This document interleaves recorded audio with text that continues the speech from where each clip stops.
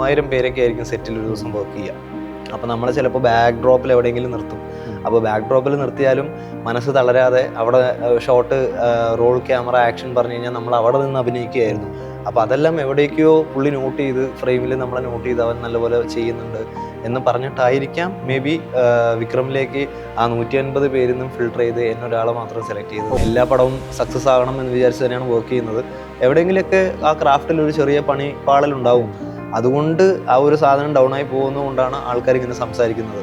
അത് നമ്മൾ അവരെ പറഞ്ഞിട്ട് കാര്യമില്ല എന്നാ പുള്ളി പറയാം. എൻ്റെ വർക്കിൻ്റെ കഴിവുകേട് എവിടെയോ ഒരു ചെറിയൊരു പാളൽ ഉള്ളതുകൊണ്ടാണല്ലോ അവരങ്ങനെ പറയുന്നത്. ഞാൻ അടുത്ത പ്രോജക്റ്റിൽ അത് ഞാൻ ശരിയാക്കി അവർക്ക് അതിനുള്ള മറുപടി ഞാൻ കൊടുത്തേക്കാം എന്ന് പറഞ്ഞ് ഒരു ലോകേഷ് കനകരാജ് സാറിനെ ഞാൻ കണ്ടിട്ടുണ്ട്. ലോകേഷ് കനകരാജിലേക്ക് ഞാൻ വരാം. അദ്ദേഹത്തിന്റെ മാസ്റ്ററിൽ സിനിമയിൽ പ്രണവ് അഭിനയിച്ചിട്ടുണ്ട്, വിക്രത്തിലുണ്ട്. ഇപ്പൊ വിക്രം കാണുമ്പോൾ നമുക്ക് പെട്ടെന്ന് പ്രണവിനെ നോട്ട് ചെയ്യുന്നത് ഓക്കെ, കമലഹാസന്റെ ആ ഒരു ടേണിംഗ് പോയിന്റ് ഇന്റർവൽ ബ്ലോക്കിൽ കൈ കൊണ്ട് കാണിച്ച ഒരു ക്യാരക്ടറാണ് പ്രണവ് ചെയ്തത്. അപ്പൊ നമുക്ക് പെട്ടെന്ന് നോട്ടബിൾ ഒരു ആക്ടറായിട്ട് നമുക്ക് പെട്ടെന്ന് മനസ്സിലാവുന്ന വിക്രത്തിലെ ഒരു ക്യാരക്ടറാണ് അല്ലേ? അപ്പോൾ എങ്ങനെയാണ് ലോകേഷ് കനകരാജായിട്ടുള്ളൊരു ബന്ധം എങ്ങനെയാണ്? കാരണം മാസ്റ്ററിലും ഉണ്ട്, ഇപ്പൊ വിക്രത്തിൽ നല്ലൊരു റോള് കിട്ടി. ആക്ച്വലി 2020 മാസ്റ്ററിൻ്റെ ഒരു ഓഡിഷനായിട്ടാണ് അവരെന്നെ വിളിക്കുന്നത്. അപ്പോൾ ഞാൻ നേരെ ചെന്നൈയിലേക്ക് പോകുന്നു, ഓഡിഷൻ അറ്റൻഡ് ചെയ്യുന്നു. എന്നെപ്പോലെ തന്നെ ഒരു 180ഓളം സ്റ്റുഡൻസ്, ആക്ച്വലി സ്റ്റുഡൻസിനെ ഡൽഹിയിലേക്ക് കൊണ്ടുപോകാൻ വേണ്ടിയിട്ടായിരുന്നു, വിജയ് സാറിൻ്റെ കോളേജ് പോർഷൻസിന് വേണ്ടിയിട്ടായിരുന്നു ഓഡിഷൻ. അപ്പോൾ അതിൽ 180ഓളം പേരുണ്ടായിരുന്നു. എല്ലാവരും സെലക്റ്റഡ് ആയി, ഓരോരുത്തരെ കൊണ്ട് ഓരോന്ന് ചെയ്യിപ്പിച്ച് ഒരു വലിയ പരിപാടിയൊക്കെ ആയിട്ടായിരുന്നു അത് പോയത്. എനിക്ക് അതുവരെ ലോകേഷ് സാറിനെ പേഴ്സണലി പരിചയമൊന്നുമില്ല. ബട്ട് ഇത് എങ്ങനെയാണ് കണക്ഷൻ കിട്ടിയതെന്ന് വെച്ച് കഴിഞ്ഞാൽ, കോളേജിൽ ഞാൻ വിഷ്വൽ കമ്മ്യൂണിക്കേഷൻ പഠിക്കുന്ന സമയത്ത് കുറച്ച് ഷോർട്ട് ഫിലിംസൊക്കെ നാളെ ആയിക്കുന്ന് പറഞ്ഞിട്ടൊരു കലഞ്ഞർ TV ഒരു പരിപാടിയുണ്ട്, ടുമോറോസ് ഡയറക്ടർ എന്ന് പറഞ്ഞു. അപ്പോൾ അതിൽ ഞാൻ പാർട്ടിസിപ്പേറ്റ് ചെയ്ത് വർക്ക് ചെയ്യുമായിരുന്നു. അപ്പോൾ അതിൽ എൻ്റെ കൂടെ അസിസ്റ്റൻ്റ് ആയിട്ട് വർക്ക് ചെയ്ത സന്തോഷ് എന്ന് പറയുന്നൊരു കൂട്ടുകാരനുണ്ട്.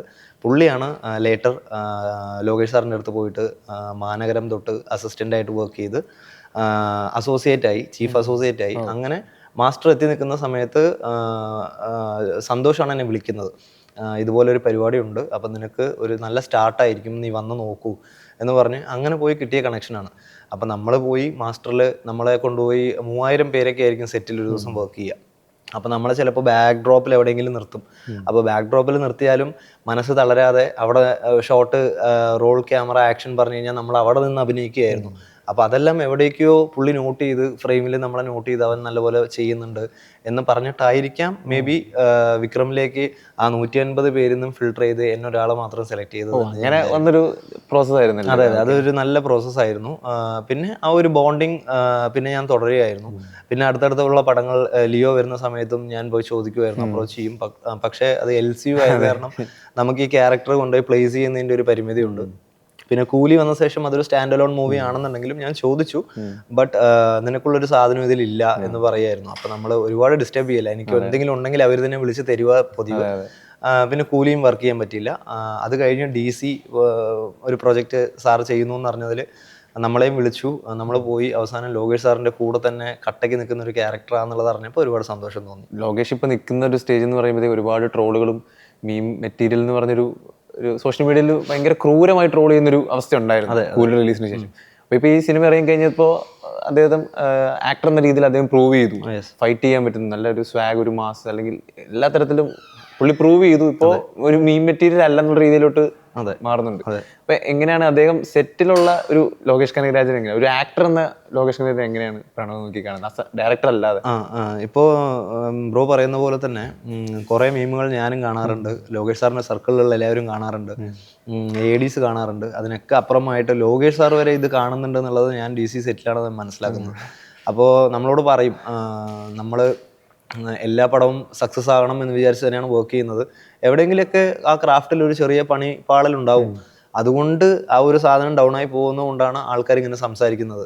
അത് നമ്മൾ അവരെ പറഞ്ഞിട്ട് കാര്യമില്ല എന്നാ പുള്ളി പറയാം. എൻ്റെ വർക്കിൻ്റെ കഴിവുകേട് എവിടെയോ ഒരു ചെറിയൊരു പാളൽ ഉള്ളതുകൊണ്ടാണല്ലോ അവരങ്ങനെ പറയുന്നത്. ഞാൻ അടുത്ത പ്രോജക്റ്റിൽ അത് ഞാൻ ശരിയാക്കി അവർക്ക് അതിനുള്ള മറുപടി ഞാൻ കൊടുത്തേക്കാം എന്ന് പറഞ്ഞ് ഒരു ലോകേഷ് കനകരാജ് സാറിനെ ഞാൻ കണ്ടിട്ടുണ്ട്.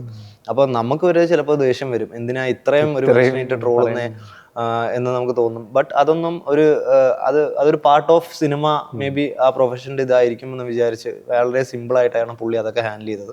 പിന്നെ ബിഹൈൻഡ് ദ ക്യാമറ ഡയറക്ടറായിട്ടുള്ളൊരു ലോകേഷ് സാർ എന്ന് പറയുന്നത് ഭയങ്കര കൂളായിട്ട്, ഭയങ്കര കൺവിൻസിങ് ആയിട്ട് ഒരു ക്യാപ്റ്റൻഷിപ്പ് എടുത്തുകൊണ്ട് എത്രത്തോളം വൃത്തിയാക്കിയിട്ട് ഒരു സിനിമാ സെറ്റിനെ ഹാൻഡിൽ ചെയ്യാൻ പറ്റുമോ എന്നുള്ളതൊക്കെ ഞാൻ 2 പടത്തിലുമായിട്ട് ഞാൻ കണ്ട് എക്സ്പീരിയൻസ് ചെയ്തതാണ്. But in front of camera Lokesh sir എങ്ങനെ ഉണ്ടാവുമോ എന്നുള്ളത് എനിക്കും ഭയങ്കര ടെൻഷനായിരുന്നു. കാരണം പുള്ളി അങ്ങനെ അഭിനയിക്കാനോ അതിലൊന്നും താല്പര്യപ്പെടാത്ത ഒരാളാണ്.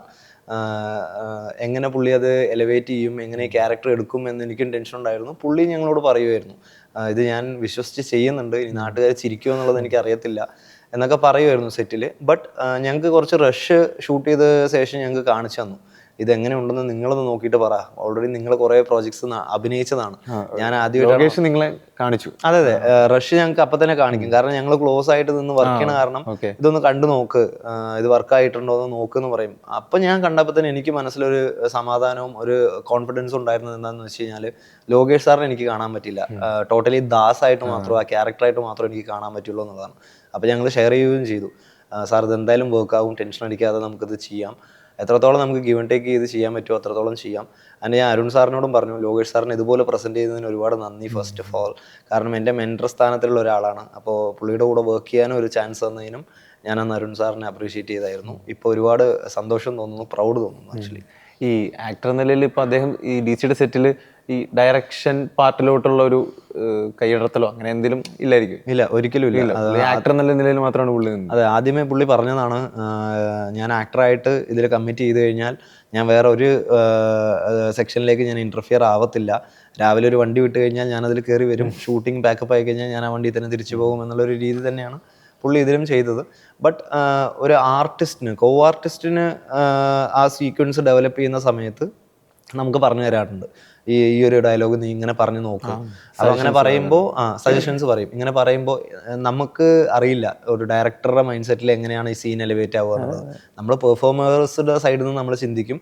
ബട്ട് പുള്ളിയാണെങ്കിൽ ഒരു ഓഡിയൻസിൻ്റെ സൈഡിൽ നിന്ന് ചിന്തിച്ച്, നീ ഈ സീൻ ഇങ്ങനെ ചെയ്ത് കഴിഞ്ഞാൽ നീ നോട്ടഡ് ആകും, അല്ലെങ്കിൽ നിനക്കുള്ള മൊമെൻ്റ് ആയിട്ട് മാറും, ഓഡിയൻസിന് അത് എടുക്കാൻ പറ്റും എന്നുള്ളതൊക്കെ പറയുന്ന സമയത്ത് ഞാൻ ആലോചിച്ച് നോക്കുമ്പോഴാണ് നമുക്ക് ആ പോയിന്റ്സ് പിടികിട്ടുക. അതുപോലെ കുറച്ച് ഹെൽത്തി ആയിട്ടുള്ള കാര്യങ്ങളൊക്കെ പറഞ്ഞ് ഭയങ്കര കൂളായിട്ട് പോയൊരു സെറ്റായിരുന്നു DC ആക്ച്വലി. ഈ സിനിമയിലെ ഫൈറ്റ് സീൻസിലോട്ട് വരുമ്പോഴത്തേക്കും ഒരു മറ്റേ ഇടിച്ചു പറക്കൽ പരിപാടിയൊന്നും ഇല്ല, ഫുള്ള് റോ പരിപാടിയാണ്. അത് അരുൺ മാത്യച്ചന്റെ ഒരു സ്റ്റൈൽ ഓഫ് മേക്കിംഗ് അങ്ങനെയാണ്. ഈ ലോകേഷ് കനകരാജിന്റെ ഒരു ഫൈറ്റ്, ഇപ്പൊ നിങ്ങൾക്കൊരു ക്യൂരിയോസിറ്റി ഉണ്ടാവുമല്ലോ, ലോകേഷ് സാർ ഇത്ര ആക്ഷൻ പടങ്ങൾ എടുത്ത ഒരാളാണ്, പക്ഷെ ഇദ്ദേഹം എങ്ങനെ ഒരു ഫൈറ്റ് സീക്വൻസ് പരിപാടി, അതും മറ്റേ ട്രെയിലറിൽ കാണിക്കുന്ന മറ്റേ മാസ്റ്ററിന്റെ മറ്റേ ഷോ, മറ്റേ ഇടിവള ഒരു കൈ പിടിക്കുന്ന ഒരു സാധനം, അത് തിയേറ്റർ റെപ്റ്റ് ചെയ്തൊരു സീനായിരുന്നു നമ്മൾ DC കാണുമ്പോൾ. അപ്പോൾ അങ്ങനത്തെ ഒരു ലൊക്കേഷനെ കണ്ടപ്പോൾ ഫീൽ ചെയ്തത് എങ്ങനെയാണ്? ഷൂട്ട് തുടങ്ങുന്ന സമയത്ത് എൻ്റെ കുറച്ച് ക്ലോസ് ഷോട്ട്സ് ആയിരുന്നു ആദ്യം എടുത്തത്. അന്ന് ലോകേഷ് സാർ സെറ്റിൽ ഇല്ലായിരുന്നു. ഞങ്ങൾ വീണ്ടും സെറ്റിലേക്ക് വന്ന് കാണുന്ന ദിവസം ഞങ്ങൾ കമ്പോസ് ചെയ്ത ഫൈറ്റ് ബാർ ഫൈറ്റ് ആണ്. അപ്പൊ അതിലേക്കാണ് ആദ്യം വരുന്നത്. പുള്ളി അഭിനയിക്കുന്ന സീനും പോലും അല്ല ഞാൻ കാണുന്നത്, ആദ്യം ഫസ്റ്റ് ഞങ്ങൾ തമ്മിലുള്ള ഫസ്റ്റ് ഫൈറ്റ് ആണ് ഷൂട്ട് ചെയ്യുന്നത്. അപ്പോൾ ഞാനും എക്സൈറ്റഡ് ആയിട്ട് നോക്കിയിരിക്കുവോ ഇത് എങ്ങനെയായിരിക്കും ഫ്രെയിമിൽ കാണുവാൻ പറ്റുക എന്നുള്ളത്. ഒരു ഷോട്ട് പോയി, അത് ആക്ച്വലി ഒരു സിംഗിൾ ടേക്ക് ആയിരുന്നു. ആ ബോട്ടിൽ ഇങ്ങനെ ട്രാവൽ ചെയ്ത് വന്നപ്പോൾ അത് ഫുൾ സിംഗിൾ ടേക്കാ. അപ്പോൾ പുള്ളി അത് ഭയങ്കര കൂളായിട്ട് ഹാൻഡിൽ ചെയ്ത് അതിൻ്റെ ഔട്ടും കൂടെ ഒരു എത്രയോ പടങ്ങൾ ചെയ്ത ഒരു ആർട്ടിസ്റ്റ് എത്ര സിമ്പിളായിട്ട് ഹാൻഡിൽ ചെയ്യുമോ അതുപോലെയാണ് പുള്ളി ഹാൻഡിൽ ചെയ്തത്. അപ്പോൾ ഞാൻ ആ ഷോട്ടൊക്കെ എടുത്തു കഴിഞ്ഞിട്ട് ഞാൻ പുള്ളിയോട് പോയി ചോദിച്ചു, ലോകേഷ് ഇതെങ്ങനെയാണ് ഇത് വർക്കൗട്ട് ചെയ്തത്? അപ്പോൾ വിജയ് സാർ തന്നെയാണോ മനസ്സിലുണ്ടായിരുന്നതെന്ന് ചോദിച്ചു. അപ്പോൾ അഫ്കോഴ്സ് അല്ല, കമൽ സാറാണ് എൻ്റെ മനസ്സിലുണ്ടായിരുന്നതെന്നാണ് പുള്ളി പറഞ്ഞത്. അപ്പോൾ എനിക്ക് പിന്നെയാണ് പിന്നെയത് സത്യ അതുപോലെയുള്ള പടങ്ങളൊക്കെ പുള്ളിയുടെ ഭയങ്കര ഫേവറേറ്റ് ആണ്. അപ്പോൾ സത്യയിലും ആ ഇടിവേളയുടെ പരിപാടിയൊക്കെ കമൽ സാർ ചെയ്യുന്നുണ്ട്. അപ്പോൾ ഞാനത് റീകോൾ ചെയ്ത് നോക്കി. ഓക്കെ, ഞാൻ ചോദിച്ചത് തെറ്റായിരുന്നു. വിജയ് സാറ് പുള്ളിക്ക് ഒരു ഐഡോളാണ്, എങ്കിലും കമൽ സാർ എന്ന് പറയുന്ന ഒരു പോയിന്റ് ഓഫ് ആ ഒരു സ്ഥലത്തുനിന്ന് വിട്ടു മാറാൻ പറ്റില്ല. സോ കമൽ സാറിൻ്റെ ഒരു ഇൻസ്പിറേഷനൊക്കെ തന്നെയാണ് പുള്ളി ആ ഫൈറ്റ് അത്രയും ബ്യൂട്ടിഫുൾ ആയിട്ട് ചെയ്യാൻ കാരണം എന്ന് പുള്ളി പറഞ്ഞത്.